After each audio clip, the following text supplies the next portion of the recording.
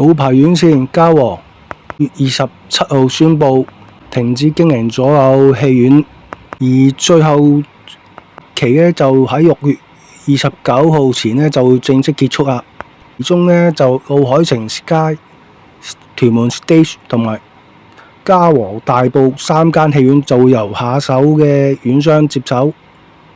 而筲箕灣銀河廣場就永久結業。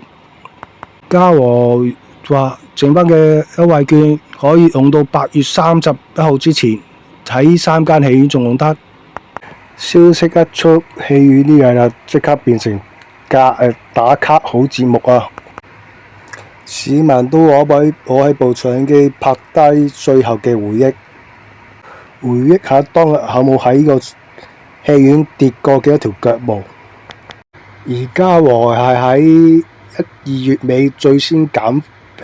票價、減戲飛價錢嘅戲院之一嚟嘅，應該以後都冇咁平嘅戲飛賣啊！IMAX 都係65蚊張飛，正價好似都係45蚊張飛。